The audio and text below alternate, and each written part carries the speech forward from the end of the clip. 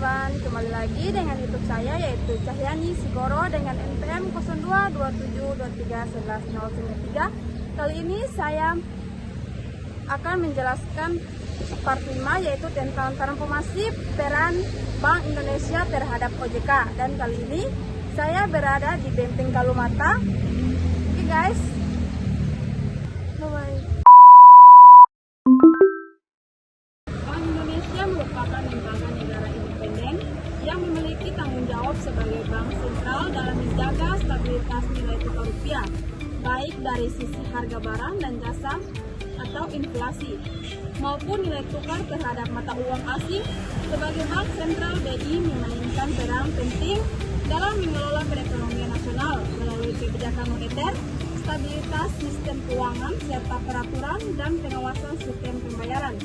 Sebelum tahun 2011, Bank Indonesia memiliki peran yang sangat luas, mencakup kebijakan moneter, pengawasan perbankan, serta pengelolaan sektor jasa keuangan lainnya. Namun, perkembangan ekonomi global yang semakin kompleks dan kebutuhan untuk memisahkan fungsi bank sentral dan dari pengawasan lembaga keuangan mendorong pemerintah untuk menginformasi sistem keuangan Indonesia. Salah satu langkah strategi yang diambil adalah pembentukan Otoritas Jasa Keuangan atau OJK. OJK dibentuk berdasarkan Undang-Undang Nomor 21 Tahun 2011 dengan tujuan memperkuat pengawasan sektor jasa keuangan, peningkatan transparansi, serta memberikan perlindungan kepada konsumen. Kehadiran OJK membawa perubahan besar dalam tata kelola sistem keuangan di Indonesia, khususnya pada pembagian peran antara Bank Indonesia dan OJK.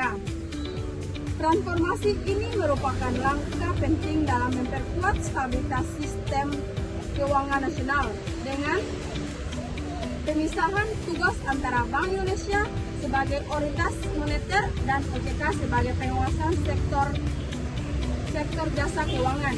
Diharapkan kedua lembaga dapat bekerja lebih fokus dan efisien dalam menjalankan tugas masing-masing. Namun, perubahan tersebut juga menimbulkan tantangan terutama dalam koordinasi kebijakan dan pengawasan sektor keuangan.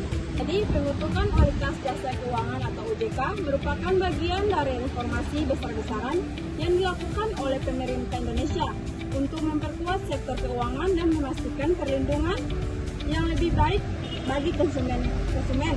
Sebelum adanya OJK, sektor keuangan Indonesia diatur oleh beberapa lembaga yang masing-masing memiliki tugas pengawasan yang berbeda.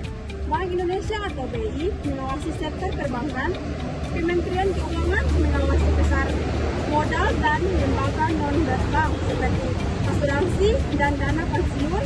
Sementara sektor pasar uang juga berada di bawah keuangan BI dan beberapa lembaga lainnya. Kondisi ini memunculkan berbagai permasalahan dalam pengawasan dan regulasi. Untuk menjadi latar belakang penting pembentukan OJK, ada beberapa faktor yang lebih mendalam terkait latar belakang pembentukan OJK. 1. Fragmentasi pengawasan sektor keuangan. Sebelum OJK dibentuk, Indonesia memiliki sistem pengawasan sektor keuangan yang sangat terfragmentasi. Pengawasan sektor perbankan berada di tangan Bank Indonesia, sementara pengawasan pasar modal, asuransi dan pensiun, dan lembaga pembiayaan non-bank berada di Bank Kementerian Keuangan. Ketidakselarasan ini menyebabkan koordinasi yang kurang optimal dan kesulitan dalam menciptakan kebijakan yang berpadu mengingat sektor keuangan semakin saling berhubung dan kompleks. Di samping itu, beberapa sektor keuangan non-bank yang juga memiliki risiko sistematik seperti pasar modal dan asuransi tidak mendapatkan pengawasan yang cukup ketat pada saat krisis keuangan global TV 2008. Momen ini menjadi titik baik penting untuk memperlihatkan bahwa pengawasan yang terpisah-pisah dapat memperburuk dampak kritis dan memperbesar ketidakpastian dalam sektor keuangan. 2. Kebutuhan untuk menjaga stabilitas sistem keuangan nasional. Menghadapi tantangan globalisasi ekonomi, Indonesia menyadari bahwa stabilitas sistem keuangan Indonesia sangat bergantung pada pengawasan yang holistik dan terintegrasi. Sektor keuangan yang berkembang pesat membutuhkan lembaga yang mampu melakukan pengawasan secara menyeluruh terhadap berbagai jenis lembaga dan instrumen keuangan. Oleh karena itu, pemerintah Indonesia memutuskan untuk membentuk OJK dengan peraturan dan pengawasan yang mencakup hampir seluruh sektor jasa keuangan termasuk lembaga keuangan, bank, dan non-bank serta pasar modal. Dengan adanya OJK, diharapkan pengawasan terhadap lembaga-lembaga keuangan akan lebih efektif, mampu mendeteksi potensi risiko sistematik yang dapat membahayakan stabilitas keuangan. OJK memiliki mandat untuk menjaga kepercayaan masyarakat terhadap sektor jasa keuangan dan memastikan bahwa sektor ini dapat beroperasi dengan prinsip berhati-hatian. 3. Meningkatkan perlindungan konsumen. Salah satu alasan bahwa pembentukan OJK adalah untuk meningkatkan perlindungan terhadap konsumen sektor jasa keuangan. Sebelum OJK ada, banyak keluhan dari masyarakat terkait ketidakjelasan produk-produk keuangan yang ditawarkan oleh lembaga keuangan seperti bunga yang tidak transparan, biaya tersembunyi, hingga produk investasi yang tidak sesuai dengan profit risiko. Dengan adanya OJK, konsumen mendapatkan perlindungan yang lebih baik. OJK bertugas memastikan bahwa lembaga keuangan mematuhi prinsip transparansi, perlindungan terhadap hak-hak konsumen, dan penyelesaian sang sengketa terhadap konsumen dan lembaga keuangan. Hal ini memberikan rasa aman bagi masyarakat serta mendorong kepercayaan publik terhadap sektor keuangan. Meningkatkan keamanan dan efisiensi sistem pembayaran. Indonesia telah lama menghadapi tantangan dalam hal sistem pembayaran yang sangat aman dan efisien, khususnya dalam era digital yang berkembang pesat. Sebelum OJK, Bank Indonesia sudah mengatur sistem pembayaran melalui kebijakan terkait kartu kredit dan instrumen pembayaran lainnya.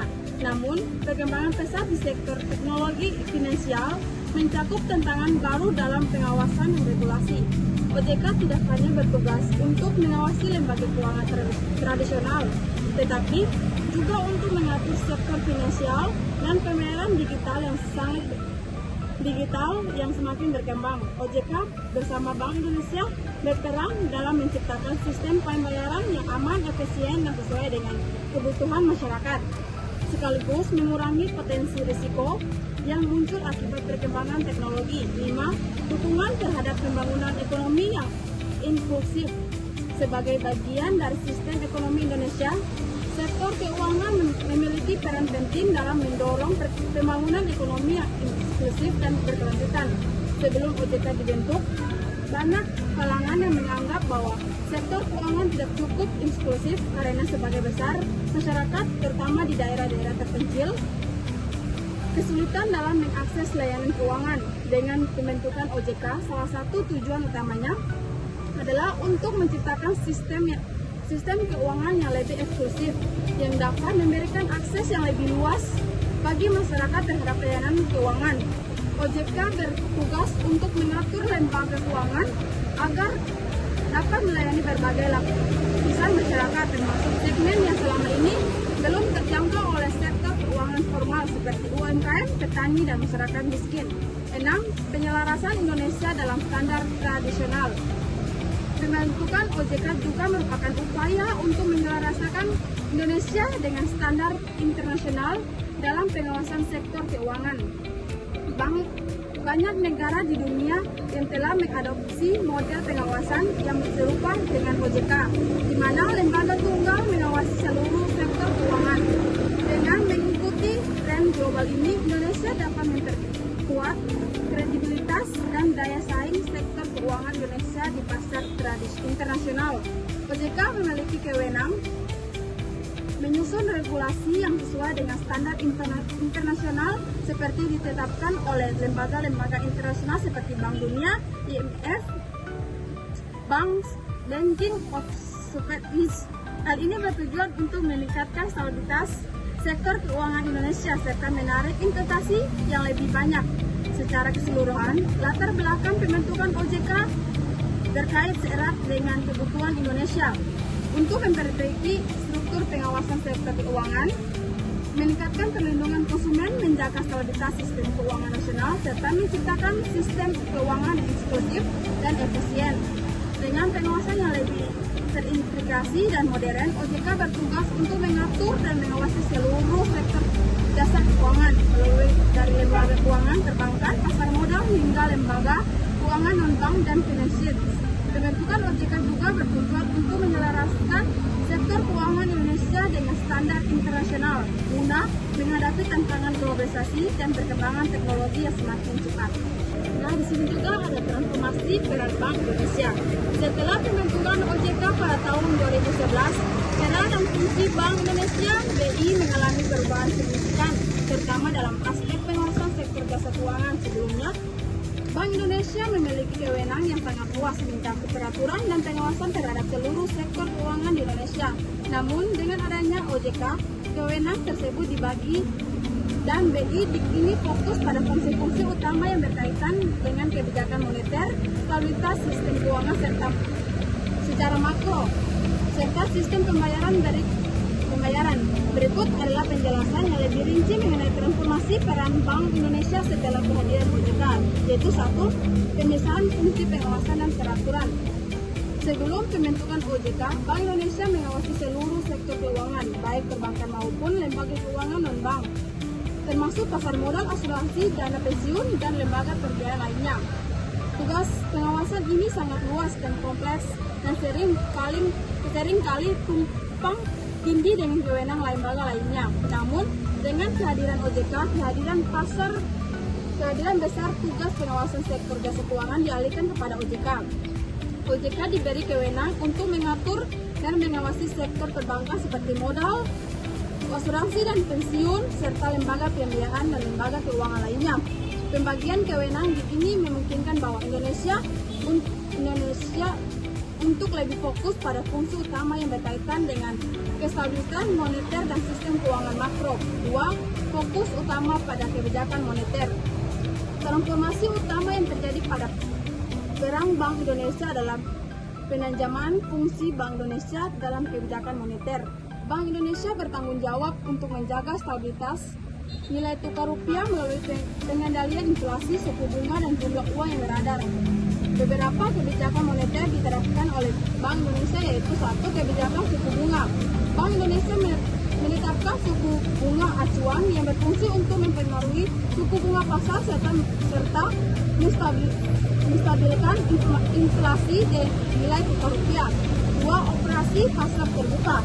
Bank Indonesia melakukan transaksi jual beli surat berharga negara untuk mengatur jumlah uang yang beredar dan mengendalikan likuiditas dalam perekonomian. 3. Giro wajib minimum. BI mengatur besar giro wajib minimum yang harus disimpan oleh bank-bank komersial di Bank Indonesia sebagai instrumen untuk mengendalikan jumlah uang yang beredar. 4. Pengelolaan inflasi. BI bertugas memastikan inflasi berada dalam kisaran yang tergetkan oleh pemerintah dengan menggunakan instrumen kebijakan moneter yang tepat seperti suku bunga dan operasi pasar terbuka. Juga ada tugas yang dialihkan ke OJK. Pembentukan Otoritas Jasa Keuangan OJK pada tahun 2011 membawa perubahan besar dalam pembagian tugas antara Bank Indonesia dan OJK. Dalam mengawasi dan mengatur sektor keuangan di Indonesia sebelumnya, Bank Indonesia memiliki kewenangan yang sangat luas mencakup pengawasan terhadap seluruh sektor keuangan, termasuk perbankan, pasar modal, asuransi, dan dana pensiun dan lembaga pembiayaan lainnya. Namun, pengawasan dan peraturan sektor jasa keuangan dialihkan ke OJK yang bertujuan untuk menciptakan pengawasan yang lebih terintegrasi dan terkoordinasi. Dan di sini juga ada beberapa tugas yang dialihkan ke OJK setelah pembentukannya, yaitu 1. Pengawasan terhadap sektor perbankan. Sebelum OJK dibentuk, Bank Indonesia memiliki tugas utama untuk mengawasi dan mengatur sektor perbankan di Indonesia, termasuk menetapkan kebijakan terkait persyaratan operasional bank, pengawasan terhadap kinerja bank, serta memberi izin operasional bagi bank-bank di Indonesia. Namun setelah pembentukan OJK, pengawasan terhadap sektor perbankan sepenuhnya dialihkan ke OJK. Beberapa tugas yang kini menjadi tanggung jawab OJK yang terkait sektor perbankan yaitu 1. Pengawasan operasional bank. OJK bertanggung jawab dalam memastikan bahwa bank-bank Indonesia menjalankan operasionalnya sesuai dengan ketentuan yang berlaku serta menjaga stabilitas sektor perbankan. 2. Penerbitan izin bank. OJK memiliki kewenangan untuk memberikan izin pendirian bank, baik bank umum maupun bank khusus seperti bank syariah dan bank pembiayaan rakyat. 3. Pengawasan kepatuhan terhadap prinsip kehati-hatian. OJK mengawasi apakah bank-bank mematuhi prinsip kehati-hatian dalam kegiatan operasionalnya termasuk pengolahan risiko kredit, likuiditas, dan modal. 2. Pengawasan terhadap pasar modal. Sebelum pembentukan OJK, pasar modal di Indonesia diawasi oleh Badan Pengawasan Pasar Modal yang berada di bawah Kementerian Keuangan. Dengan kehadiran OJK, pengawasan terhadap pasar modal dan lembaga-lembaga yang terlibat di dalamnya seperti Bursa Efek, perusahaan sekuritas, dan manajer investasi sepenuhnya dialihkan kepada OJK. Di sini juga OJK bertugas untuk mengawasi emiten dan perusahaan publik. 2. Regulasi produk dan layanan pasar modal. 3. Stabilitas sistem keuangan. Selain kebijakan moneter, Bank Indonesia kini juga bertanggung jawab atas stabilitas sistem keuangan makroprudensial. Tugas ini sangat penting karena ketidakstabilan sistem keuangan dapat mengarah pada krisis finansial yang dapat merugikan perekonomian secara keseluruhan. 1. Pengawasan risiko sistematik. Bank Indonesia kini lebih fokus untuk mengidentifikasi dan mengelola potensi risiko sistematik dalam sistem keuangan, yaitu risiko yang dapat menyebabkan dampak luas dan mengganggu stabilitas perekonomian. Bank Indonesia bekerja sama dengan OJK, Kementerian Keuangan, dan LPS dalam Komitmen Stabilitas Sistem Keuangan atau KSSK untuk menjaga ketahanan sistem keuangan. 2. Sistem pembayaran, yaitu Bank Indonesia memiliki peran penting dalam memastikan sistem pembayaran yang efisien, aman, dan transparan. Bank Indonesia bertugas mengatur dan mengawasi sistem pembayaran antara bank dan transaksi domestik serta internasional baik dalam bentuk pembayaran tunai, non-tunai, dan digital. 4. Peran dalam pengembangan dan peraturan sistem pembayaran. Bank Indonesia juga memiliki peran strategis dalam pengembangan dan peraturan sistem pembayaran yang lebih aman dan efisien, termasuk pengembangan teknologi, keuangan, dan digitalisasi pembayaran. Sering berkembang teknologi, Bank Indonesia memastikan bahwa sistem pembayaran tetap berjalan dengan baik tanpa menambah risiko bagi stabilitas keuangan. Beberapa aspek yang menjadi perhatian Bank Indonesia terkait sistem pembayaran antara lain yaitu 1. Kebijakan QRIS. Bank Indonesia mengembangkan QRIS sebagai sistem pembayaran yang lebih mudah dan terintegrasi di seluruh Indonesia, memungkinkan masyarakat untuk melakukan transaksi dengan berbagai aplikasi pembayaran secara interoperabel. 2. Pengembangan digital payment.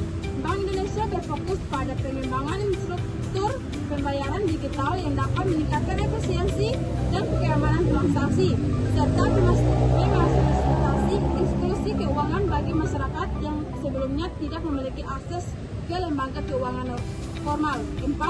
Kolaborasi dengan OJK dan lembaga lainnya.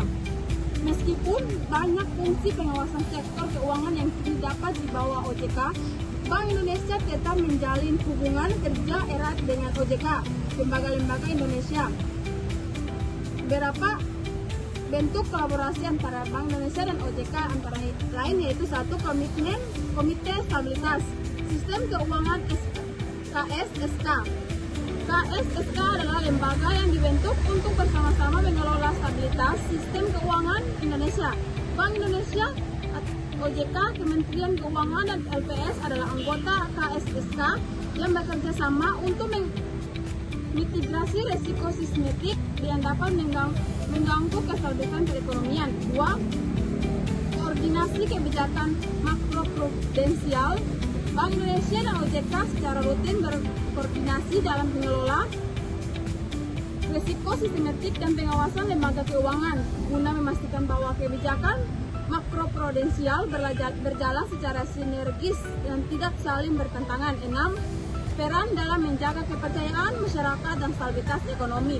Bank Indonesia tetap memiliki peran utama dalam menjaga kepercayaan masyarakat terhadap mata uang rupiah dan sistem keuangan Indonesia. Salah satu yaitu tugas Bank Indonesia adalah melakukan komunikasi kebijakan yang jelas kepada publik, terutama dalam hal kebijakan moneter dan stabilitas ekonomi. Bank Indonesia terus berupaya mengembangkan literasi keuangan dan mendidik masyarakat mengenai pentingnya mengelola keuangan yang sehat dan menghindari resiko finansial.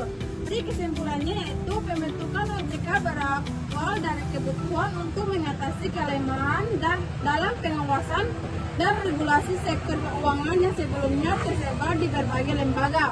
OJK dibentuk dengan tujuan untuk menciptakan satu pengawasan tunggal yang dapat mengawasi sektor keuangan secara komprehensif dan integrasi termasuk sektor perbankan, pasar modal, asuransi, dan lembaga keuangan lainnya. Hal ini bertujuan untuk memperkuat stabilitas sistem keuangan dan melindungi konsumen dari potensi risiko yang dihadapi oleh lembaga keuangan.